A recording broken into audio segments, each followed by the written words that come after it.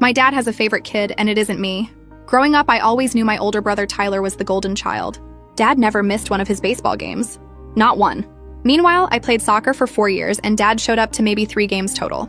Always had an excuse. Work ran late, car trouble, had to help Tyler with homework. The worst part wasn't even the missed games. It was the little stuff. Tyler got a new laptop for his 16th birthday. I got a $50 gift card to Target. Tyler wanted to go to this expensive summer camp for baseball. Dad paid the full $2,000 without blinking. I asked if I could do an art program that cost $300, and suddenly we needed to be more careful with money.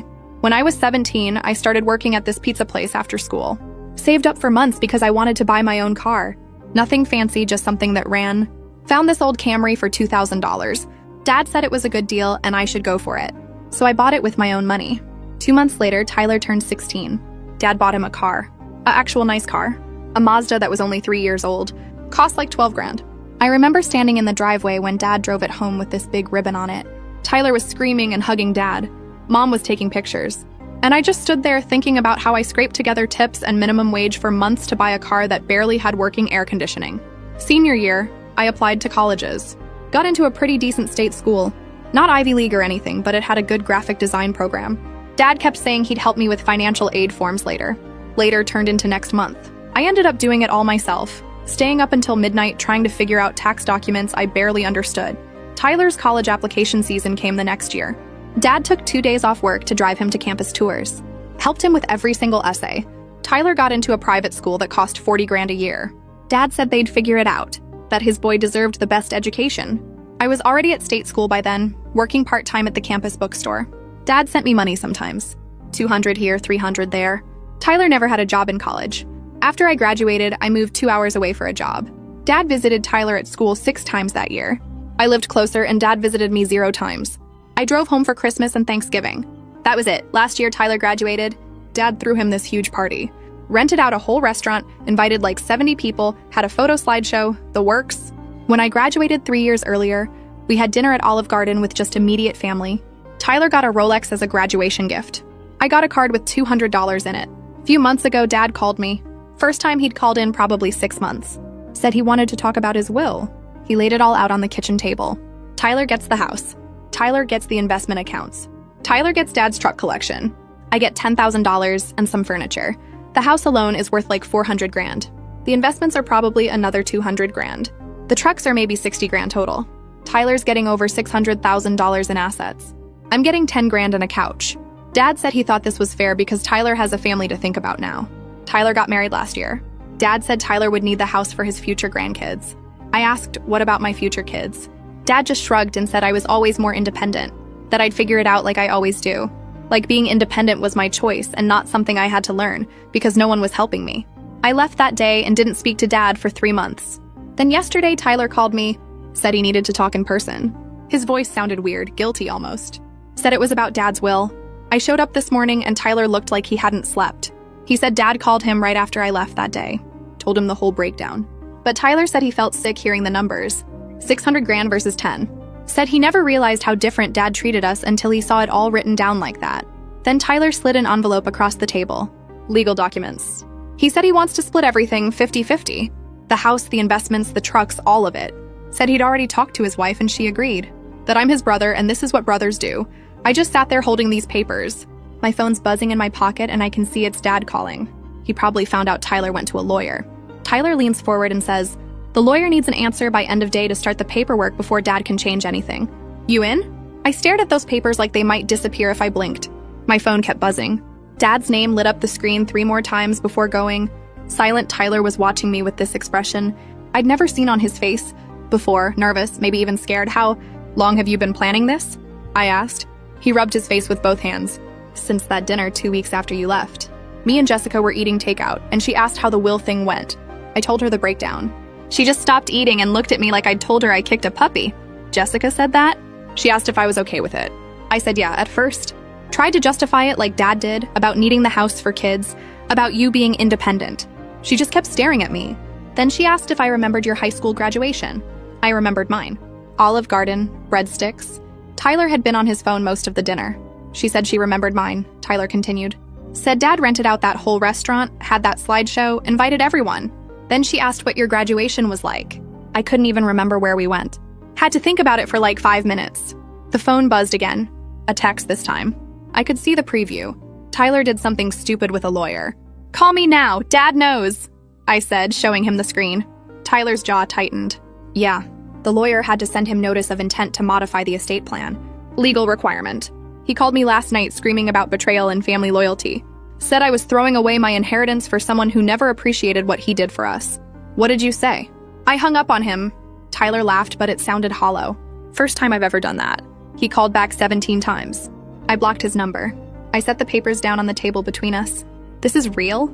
You actually want to split everything? I talked to 3 different lawyers to make sure we could do it. The estate's not settled yet, so yeah, we can. But we gotta move fast. If Dad changes his will before he dies, this whole thing is pointless. And he's already threatening to do exactly that.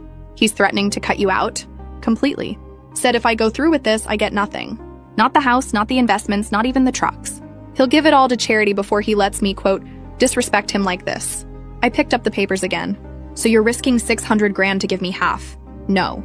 Tyler's voice got sharp. I'm risking 600 grand because keeping it all would make me exactly like him. Jessica and I don't need that much money. We're both working, we make decent money, we can buy our own house. You know what we can't buy? Me being able to look at myself in the mirror. My phone rang again. Dad. I declined it. He's going to make this hell, I said. You know that, right? He'll turn Mom against us. He'll tell everyone we're greedy and ungrateful. Thanksgiving's gonna be a nightmare. Mom already knows. I told her yesterday. What did she say? Tyler looked down at his coffee. She said she always knew he treated you different, but she didn't realize how bad it was until I showed her the numbers. She's pissed at him. They had a huge fight last night. She's staying at Aunt Carol's. Jesus. You broke up Mom and Dad over this? I didn't break them up. Dad's behavior broke them up. I just finally said something about it. He pushed the papers closer to me. Look, the lawyer needs your signature by 5 p.m. today if we're doing this. That's 4 hours from now. After that, Dad can file a new will and we're screwed. I looked at the papers. Really looked at them. It was a legal agreement stating that Tyler and I would split all assets from Dad's estate 50-50 upon his death, regardless of what the will says. Both of us had to sign. Then the lawyer would file it with the court as a binding contract between heirs. What about Jessica? She's really okay with this? It was her idea to make it 50-50. I was thinking maybe 60-40 because you had it rougher. She said no, brothers split things even, or it's not really fair. I'd met Jessica maybe 10 times. She was quiet, worked as a nurse, always seemed nice, but I didn't really know her. The fact that she'd pushed for this when she had the most to lose financially hit me harder than Tyler's guilt. I need to think about this, I said. Tyler's face fell. We don't have time to think. 4 hours, remember? I mean, I need like 20 minutes. Not 4 hours, just give me a minute. I stood up and walked to his kitchen window. Tyler's apartment was nice. Not huge, but nice. Him and Jessica had good jobs, like he said. They'd be fine without Dad's money. But would I be fine taking it? That was the question making my stomach twist. Because here's the thing, nobody tells you about being the unfavorite kid. You get used to it. You build this identity around not needing anyone, around being independent, around proving you can make it on your own. Taking money from Tyler, even though it was technically mine too, felt like admitting I couldn't hack it alone. But that was stupid, wasn't it? That was just Dad's voice in my head, telling me I was too independent to need help. My phone rang again. This time it was Mom, I answered. Hey, your father is losing his mind. Mom's voice was tight. He's saying Tyler's betraying the family, that you poisoned him against us. I didn't even know Tyler was doing this until an hour ago. I know that. I told him that. He's not listening. He wants to talk to you. I don't want to talk to him. I know. I don't blame you. She paused. Your brother's doing a good thing. I should have done it years ago, but I didn't. I just kept quiet and let your father play favorites because it was easier than fighting with him. That admission hit me like a truck. Mom had never acknowledged it before. Not once in 26 years? You really leaving him? I asked. I don't know yet. But I'm not going back until he admits what he did wrong. And knowing your father, that's going to take a while. Another pause. Sign the papers, sweetie. Tyler's right. This is what brothers should do. She hung up before I could respond. I turned back to Tyler. He was sitting at the table, spinning his coffee mug in circles, that same nervous look on his face. Okay, I said. Where do I sign? Tyler's head snapped up. Seriously? Yeah, but I got one condition. His face went guarded. What condition? The trucks. I don't want Dad's trucks. What? Why not? Because I know how much he loves those trucks. And I know he bought most of them after I moved out. Those are his thing with you, not me. You keep them. Tyler shook his head. That's like 60 grand. I don't care. Split the house and the investments with me. Keep the trucks. I'm serious about this. The lawyer already drew up the papers for everything 50-50. Then we'll tell him to change it. I'm not taking Dad's trucks, Tyler. That's my condition. Take it or leave it. Tyler stared at me for a long moment. Then he pulled out his phone and called the lawyer. Explained the change. The lawyer asked to talk to me directly to confirm. I confirmed. He said he'd have updated papers ready by 4 p.m. We could come sign them at his office. After Tyler hung up, we just sat there in his kitchen. The clock on the microwave said 1:47 p.m. We had 2 hours and 13 minutes before Dad could change everything. You hungry? Tyler asked. I got sandwich stuff. Sure. We made sandwiches like we used to when we were kids. He still made his the same way, mayo on both slices of bread, extra tomato, no lettuce. I made mine the way I always did, mustard and turkey with too much pepper. Remember when Dad taught me to drive? Tyler asked halfway through his sandwich. Yeah. He took you to that empty parking lot by the old grocery store. Spent like 3 hours with you. He taught you too, right? Mom taught me. Dad said he was too busy. Tyler set his sandwich down. How did I not know that? Because you were at baseball practice when it happened. You didn't know because you weren't there. Just like I wasn't there for a lot of your stuff with Dad. I'm sorry. For what? It's not your fault Dad liked you better. It kind of is, though. I could have said something. Could have noticed. Could have told him it wasn't fair. You were a kid, Tyler. Kids don't notice that stuff. I'm not a kid anymore. Haven't been for a while. I still didn't notice. He picked at his sandwich. Jessica noticed in like 5 minutes of meeting our family. She asked me once why Dad talked to me different than he talked to you. I told her she was imagining it. When was that? 3 years ago? We'd been dating for 6 months. She never brought it up again, but I think she was just being polite, waiting for me to figure it out on my own. We finished our sandwiches. Tyler made coffee even though we'd both already had some. The nervous energy needed somewhere to go. At 3:45 p.m., we got in Tyler's car and drove to the lawyer's office. The office was in one of those generic business buildings with beige carpet and motivational posters on the walls. The lawyer, guy named Patterson, was maybe 50, with gray hair and reading glasses on a chain around his neck. He had the updated papers ready, walked us through every page. The house would be sold upon Dad's death and the proceeds split 50-50. The investments would be liquidated and split 50-50. Tyler would keep the trucks. I would keep the furniture and the 10 grand originally allocated to me. Everything else split down the middle. Your father can contest this, Patterson said. But since you're both adults and of sound mind, and you're entering this agreement voluntarily with full knowledge of the terms, a judge would likely uphold it, especially since the current will hasn't been executed yet. What if he writes a new will cutting us both out? I asked. Then this agreement ensures you both get nothing, since there'd be nothing to split. But based on what Tyler's told me about your father, actually cut Tyler out completely. This is more likely a bluff to get Tyler to back down. Patterson slid the papers across his desk. You both need to sign and date at each marked tab. I'll witness and notarize. Then I'll file this with the county clerk's office within the hour. After that, it's legally binding. I picked up the pen. My hand shook slightly. Behind me, I could hear Tyler breathing. I signed the first page, then the second, then the third. 10 signatures total, all dated, all witnessed by Patterson's careful script next to mine. Tyler signed his pages right after. His hand didn't shake at all. When we finished, Patterson gathered everything, made copies for us both, and shook our hands. I'll call you both when it's filed, he said. Should be within 90 minutes. We walked back to Tyler's car in silence. It was 4:32 p.m. We'd beaten Dad's deadline by 28 minutes. Tyler started the car but didn't put it in drive. What do we do now? I don't know. Go home, I guess. Wait for Dad to lose his mind. He's probably already lost it. Mom said he was throwing stuff earlier. Throwing stuff? Yeah. She said he picked up a lamp and chucked it across the living room when she told him she thought you deserved better.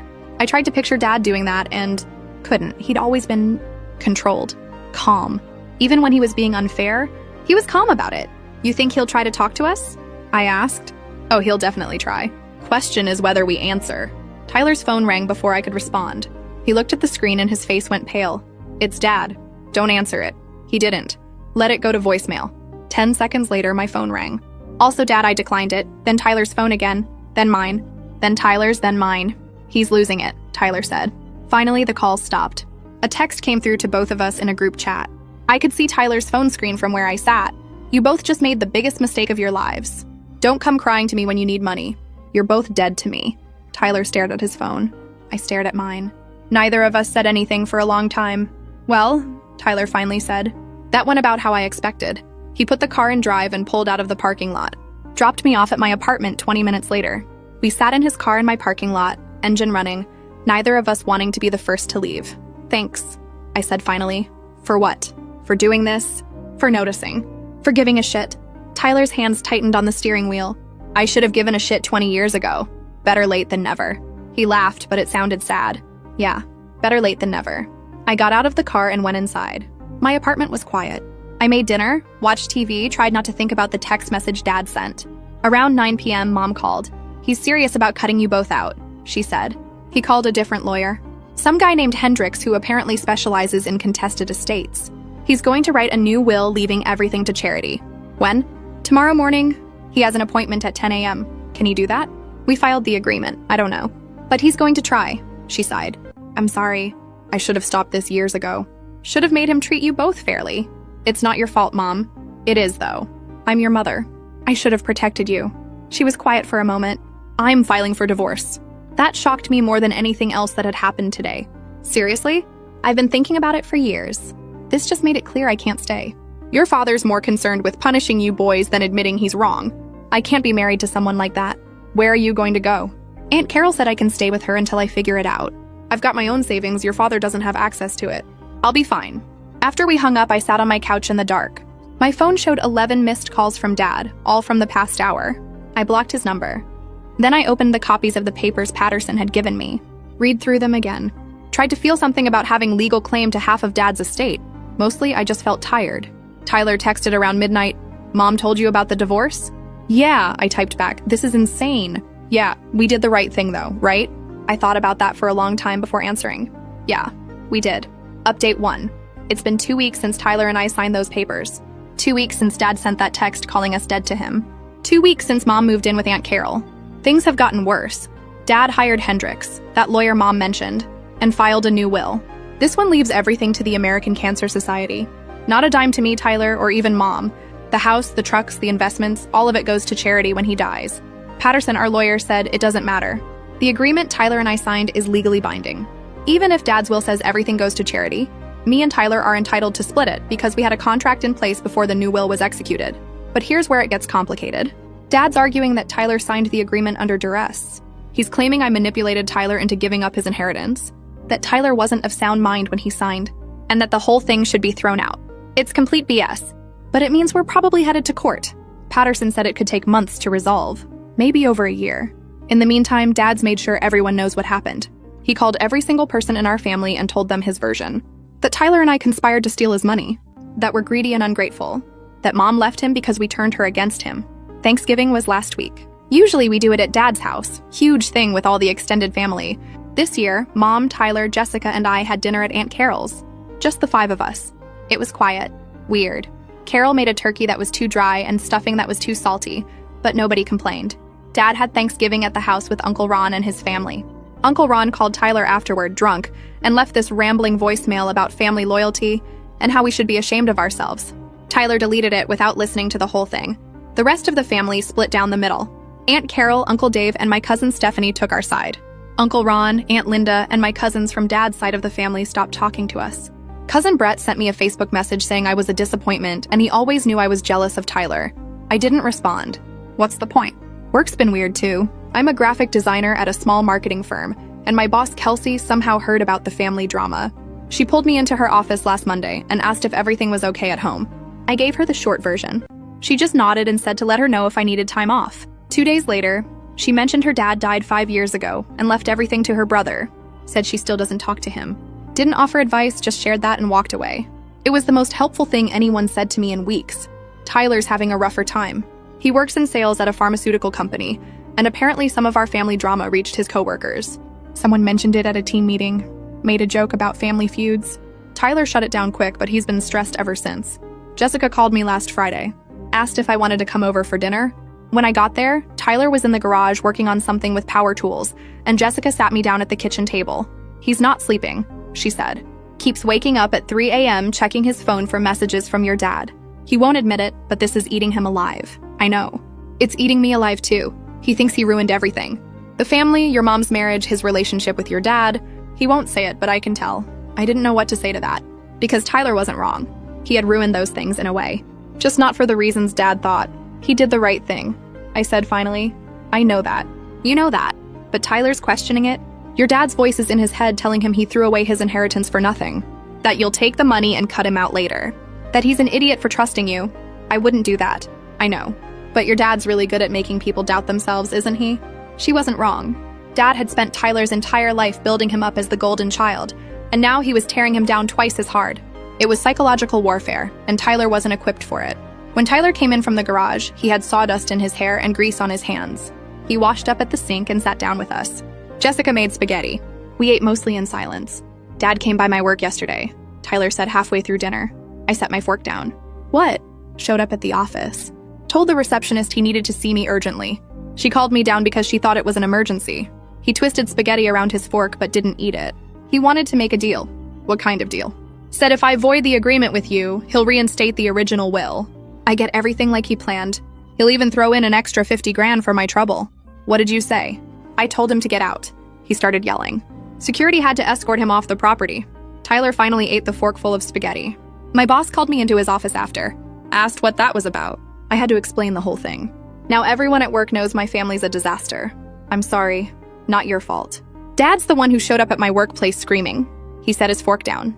But here's the thing. I keep thinking about what he said. About the 50 grand. Jessica's head snapped toward him. Tyler, I'm not saying I'm going to do it. I'm just saying I keep thinking about it. Me and Jessica want to buy a house. We're trying to save for a down payment.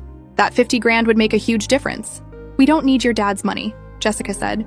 Her voice was sharp. We'll save up like normal people. I know. I'm just being honest about what's in my head. Tyler looked at me. You ever think about just walking away from all this? Letting Dad keep his money and going back to how things were? Honestly? Yes, I'd thought about it every day since we signed those papers. How things were sucked, I said. Remember? Yeah, but at least we had a family. Now we got nothing. Mom's getting divorced, half the relatives hate us, and Dad's trying to destroy us in court. All for money we might not even get. You regret it? Tyler was quiet for a long time. I don't know. That honesty hit harder than if he'd said yes. We finished dinner. I helped Jessica clean up while Tyler went back to the garage. When I left around 9, Tyler was sanding something wooden in the dim light. His shoulders hunched, and I wondered if Jessica was right. If this whole thing was destroying him from the inside. The next day, Saturday, I drove out to Aunt Carol's to see Mom. She was staying in the guest room, which was really just Carol's craft room with a futon shoved in the corner. Mom looked smaller somehow, older. Your father served me divorce papers, she said. No hello, no how are you? Just that. When? Yesterday. Had them delivered to Carol's house? Didn't even have the decency to tell me himself. She was folding laundry, one of Carol's floral sheets. Her hands were shaking.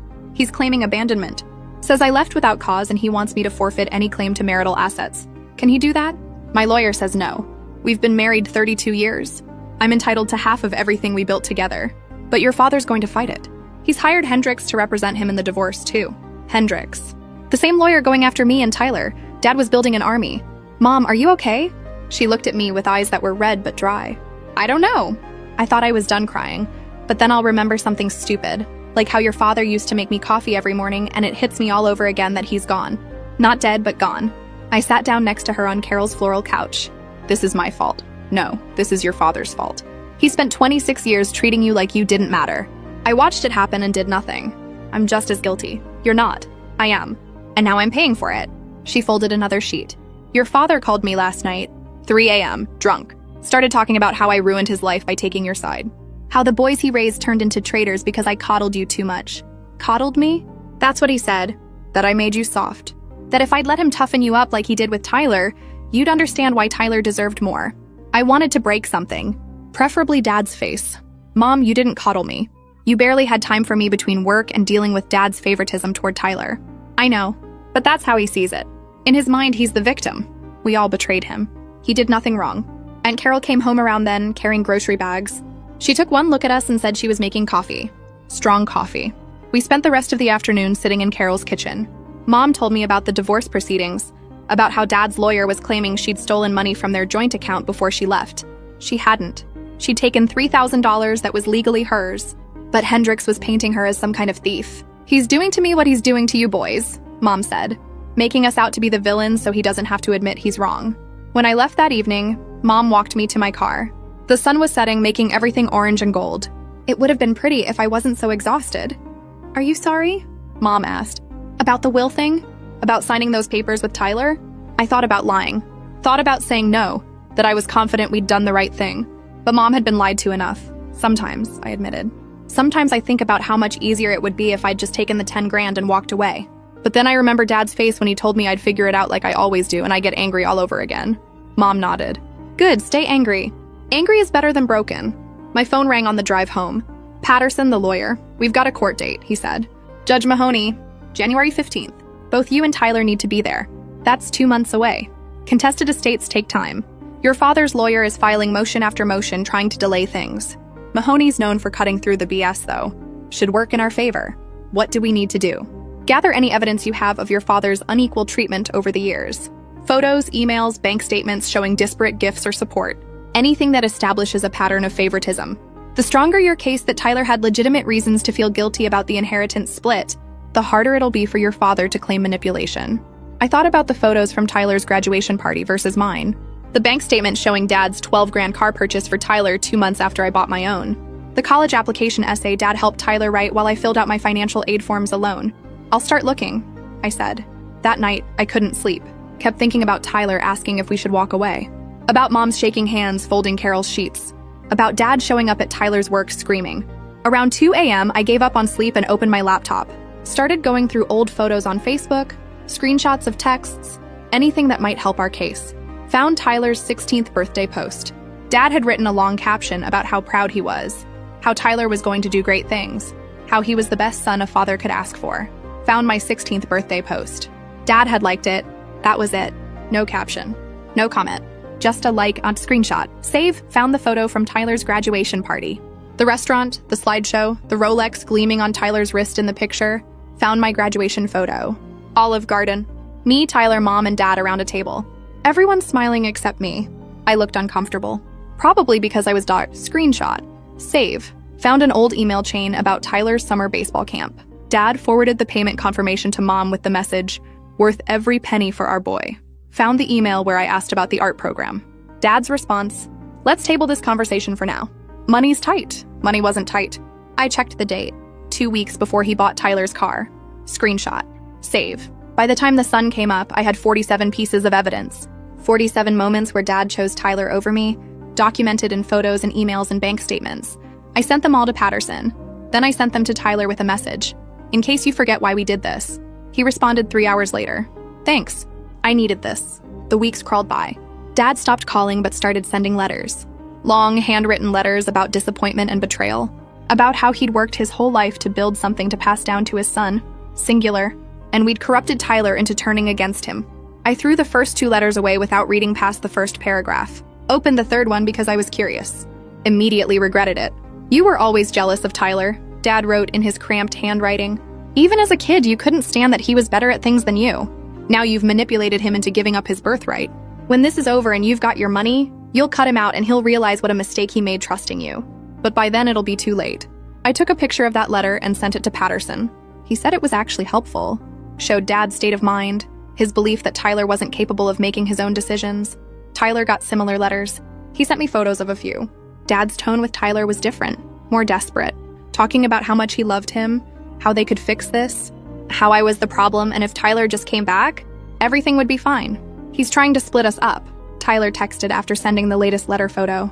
I know. It's kind of working. That message sat in my chest like a stone. Christmas came.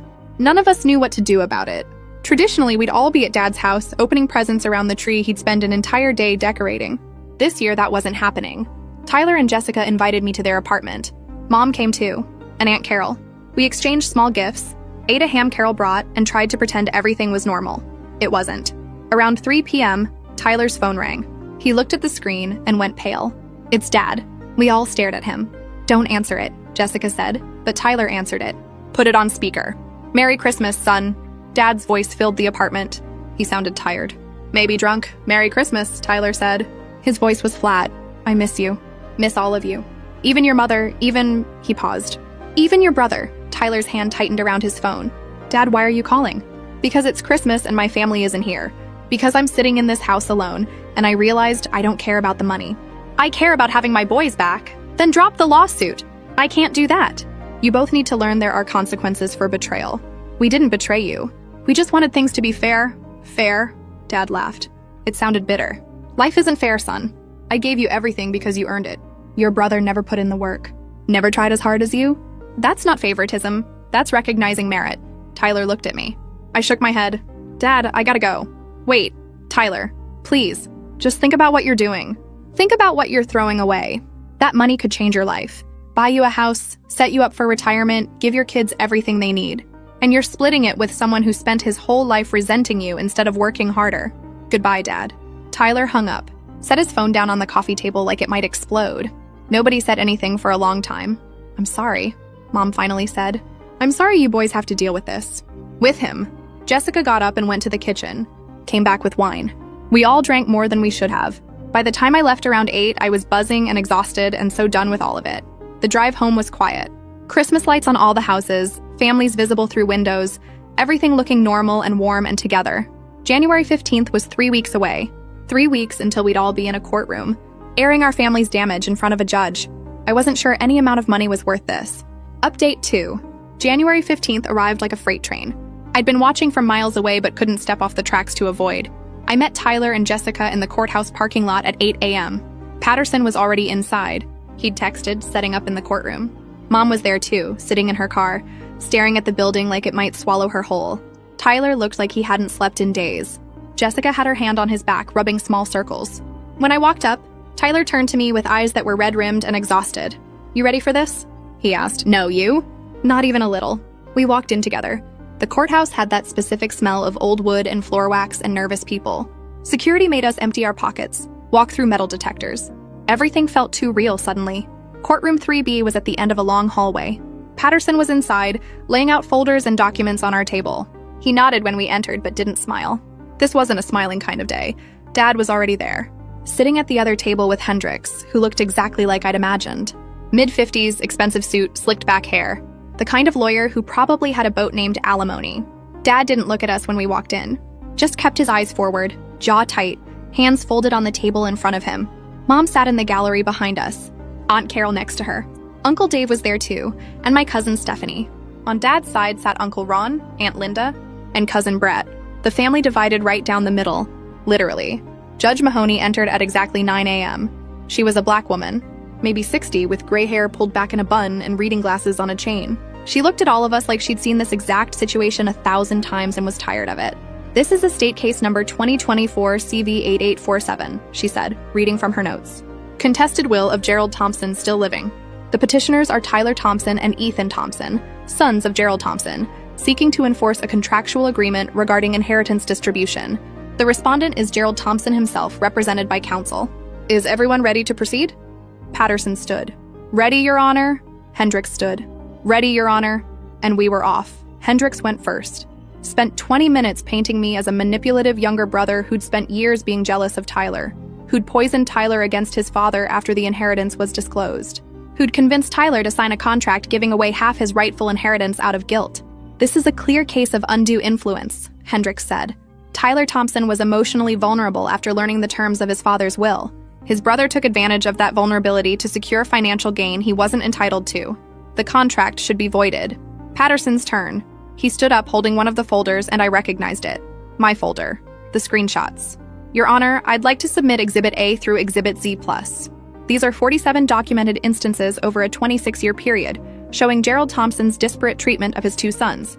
These include financial records, photographs, emails, and text messages. He walked the folder to Judge Mahoney. She opened it and started reading. Her expression didn't change, but she took her time with each page. Mr. Hendricks, she said after 10 minutes, your client claims Ethan Thompson manipulated his brother into this agreement, but I'm looking at evidence suggesting Gerald Thompson spent decades treating Ethan substantially differently than Tyler. Can you address that? Hendricks stood. Your Honor, how a father chooses to allocate resources among his children during their upbringing is not relevant to whether a legal contract was signed under duress. Actually, it's very relevant. Patterson cut in. Tyler Thompson didn't sign this agreement because his brother manipulated him. He signed it because he recognized a lifetime pattern of unfair treatment and wanted to correct it. That's not undue influence. That's moral conscience. Judge Mahoney looked at Dad. Mr. Thompson, I'd like to hear from you directly. Can you explain the reasoning behind your original will allocating 98% of your estate to Tyler and 2% to Ethan? Dad stood, cleared his throat.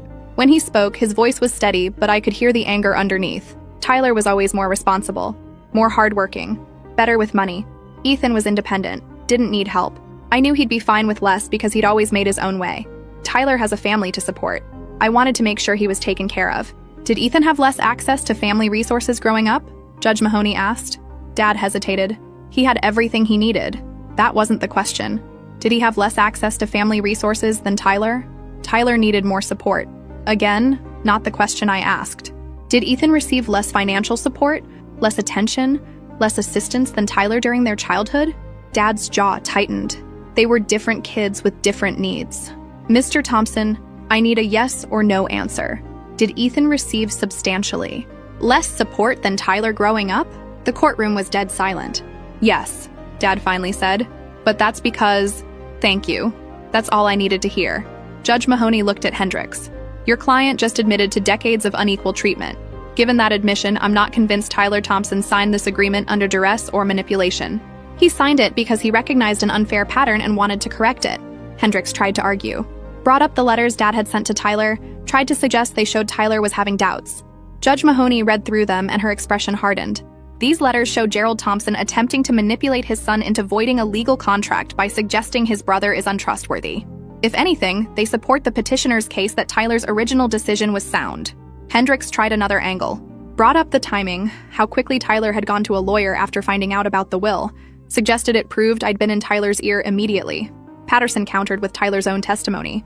Tyler took the stand, looking like he might throw up, and explained the whole thing. How he'd learned about the will distribution. How Jessica had pointed out the disparity. How he'd realized on his own that keeping everything would make him complicit in Dad's favoritism. Did your brother pressure you to sign the agreement? Patterson asked. No, he didn't even know I was doing it until I showed him the papers. Did he ask you to split the inheritance? No, it was my idea, mine and my wife's. Do you regret signing the agreement? Tyler looked at Dad, then at me, then back at Patterson. Sometimes, he said, sometimes I regret it because of what it's done to my family, but I don't regret trying to do the right thing.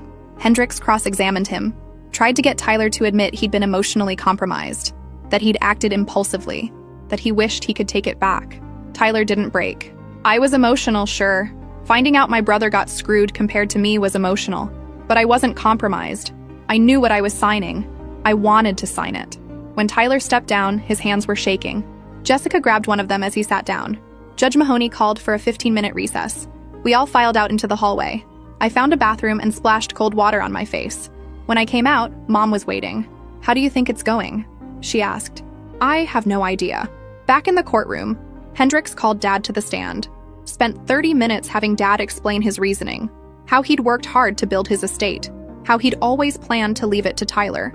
How he'd never expected to have to justify his choices to a judge. This is my money, Dad said at one point. Money I earned. I should be able to leave it to whoever I want. You can, Judge Mahoney said. But your sons entered into a legal contract regarding that money before your new will was executed.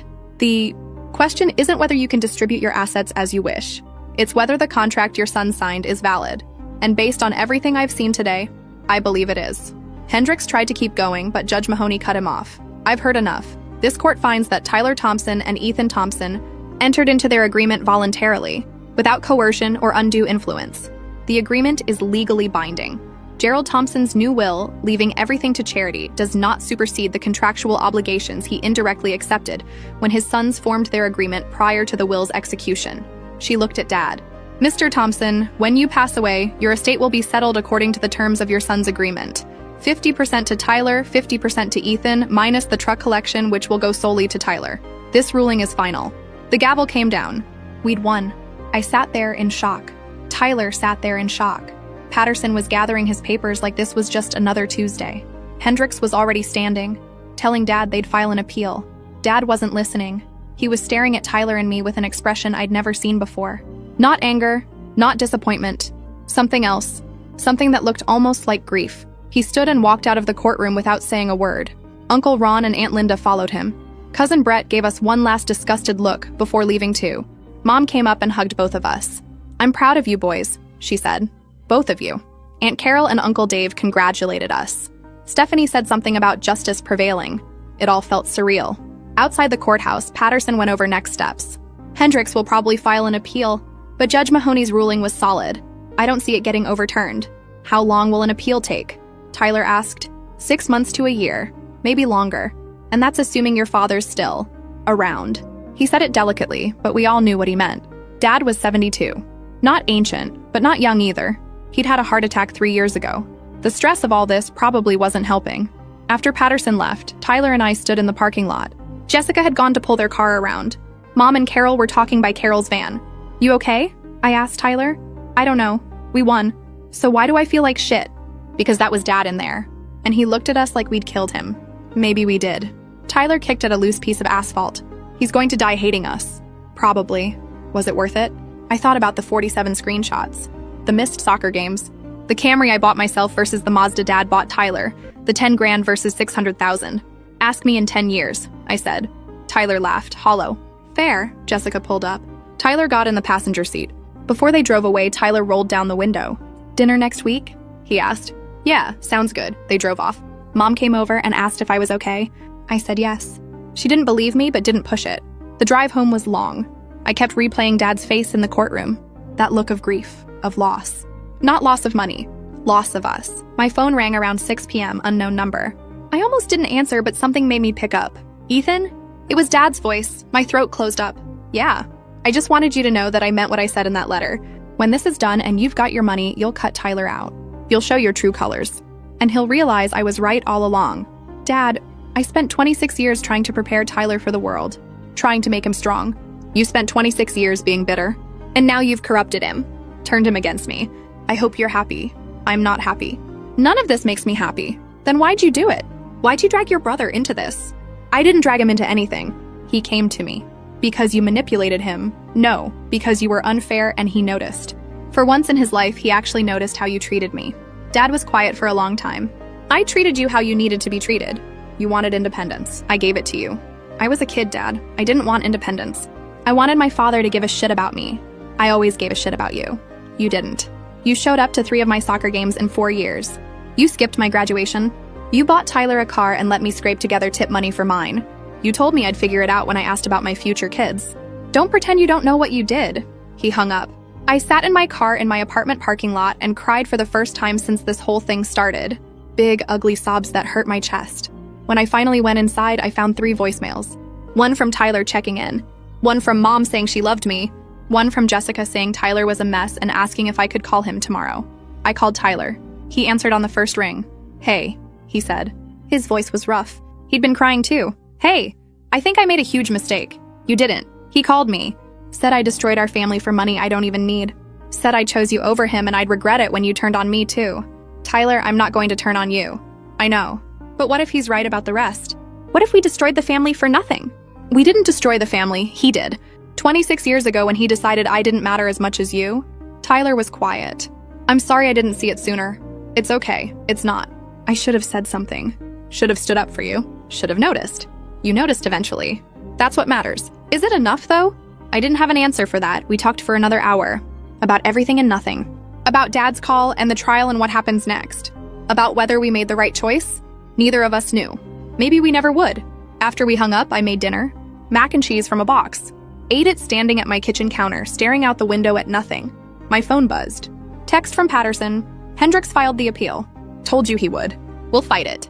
You did good today." I texted back. "Thanks." Then I put my phone down and finished my mac and cheese. Tomorrow I'd deal with the appeal. Tomorrow I'd call Mom and check on Tyler and figure out what came next. Tonight I just needed to sit in the weird, hollow victory of winning a case against my own father. 2 weeks later, Dad had another heart attack. Uncle Ron called Tyler to tell him. Tyler called me. "He's in the hospital, ICU. They don't know if he'll make it. Are you going?" "I don't know." "Should I? Do you want to?" Tyler was quiet. "Yeah, I think I do. Even after everything. Then go. Come with me?" I didn't want to. Every part of me wanted to stay home and let Tyler deal with this alone. But he was my brother.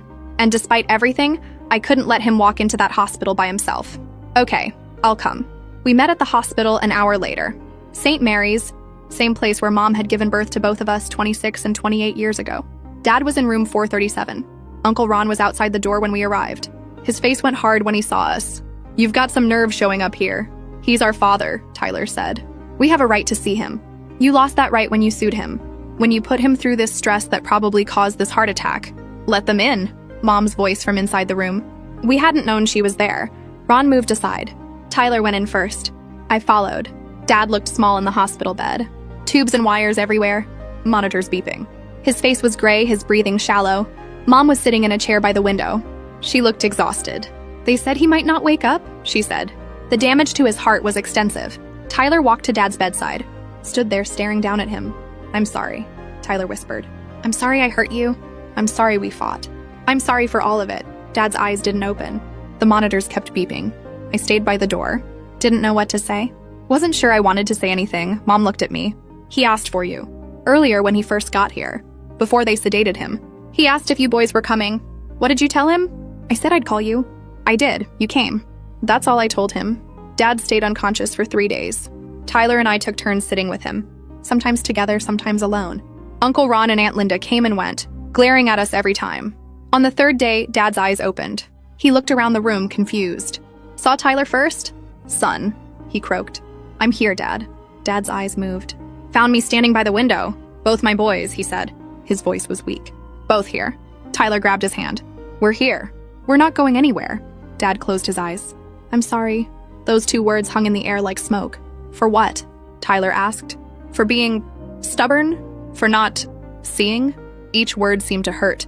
"Your mother showed me those pictures from the trial. I didn't realize." I moved closer to the bed. "Dad, you don't have to—" "Let me finish." He opened his eyes again, looked right at me. "I treated you wrong. Your whole life? Didn't see it. Thought I was helping you be independent. But I was just ignoring you. Dad made Tyler my whole world. Left you out in the cold." A tear rolled down his cheek. "I'm sorry, son. I'm so sorry I couldn't speak." Tyler was crying. Mom was crying. Even Uncle Ron, who'd been standing in the doorway, looked away. "The will," Dad said. "Want to fix it. Right way this time. Both boys equal, no. No more fighting." Hendricks came by that afternoon. Dad told him to drop the appeal. To draft a new will. Everything split 50-50 between Tyler and me. The trucks too. No more special treatment. No more favoritism. "You sure about this, Gerald?" Hendricks asked. "Never been more sure." Dad signed the new will 2 days later. Tyler and I witnessed it. Mom and Aunt Carol witnessed it. It was legal and binding and fair. Dad died 6 days after that. His heart just gave out. Tyler and I were both there when it happened, holding his hands, telling him we loved him. He smiled, said he loved us too, both of us, equally. Then he was gone. The funeral was massive. People from all over came. Dad had been well liked in his community, belonged to 3 different clubs, volunteered at the church. Tyler gave the eulogy. Talked about Dad's stubbornness and his loyalty and his laugh. Talked about how Dad taught him to throw a baseball and change a tire and be a man. I couldn't speak. Just sat in the front row next to Mom and cried. After the funeral, after the reception, after everyone left, Tyler and I stood in Dad's driveway. The house would have to be sold. The estate settled. The trucks divided up. "You think he really understood at the end?" Tyler asked. "What he did wrong?" "I think he tried to. That's more than I expected. He said he loved us both. He did." Tyler looked at the house. "I keep thinking about that will. The original one. How I almost got everything. How different things could have been. But they're not. You split it. We fought. We won. And then he changed his mind anyway." "Yeah." Tyler smiled, sad. "All that fighting. All that stress. All those lawyers. And in the end, he just gave us what we wanted." "No. He gave us what was fair." "That's different, is it?" "Yeah. Because if he'd done it fair from the start, none of this would have happened. We only got fair because we fought for it." "Because you fought for it." Tyler looked at me. "We good?" "Yeah, we're good. Even after everything. Especially after everything." We hugged. Right there in Dad's driveway. 2 brothers who'd spent 26 years on unequal footing, finally standing on the same ground. The estate took 8 months to settle. The house sold for $420,000. The investments liquidated to $260,000. The trucks sold for $58,000. After lawyers and fees and taxes, Tyler and I each got $305,000. I paid off my student loans, bought a newer car, put a down payment on a condo, invested the rest. Tyler and Jessica bought their house, the one they'd been saving for. 4 bedrooms, big yard, room for the kids they were planning to have. Mom got her half of the marital assets from the divorce, bought a small house near Aunt Carol, started taking painting classes. She seemed happier than I'd seen her in years. A year after Dad died, Tyler called me on a Saturday morning. "Jessica's pregnant." "Seriously? That's amazing. We found out yesterday, 3 months along. It's a boy. Congratulations, man." "That's incredible. We're naming him Gerald." After Dad, I was quiet. "I know," Tyler said. "I know he wasn't perfect, but he tried at the end. He really did, and I want to remember that version of him, then name him Gerald. It's a good name. You're okay with it?" "Yeah, I am." 9 months later, little Gerald Tyler Thompson was born. 7 pounds, 8 ounces. Full head of dark hair, Tyler's nose, Jessica's eyes.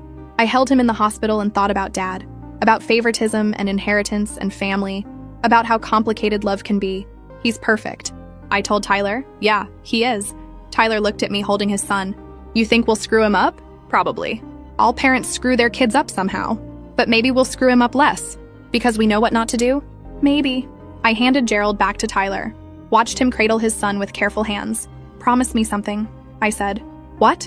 If you have another kid someday, you'll treat them exactly the same as this one. No favorites. No golden child. Tyler looked down at Gerald, then at me. I promise. Good.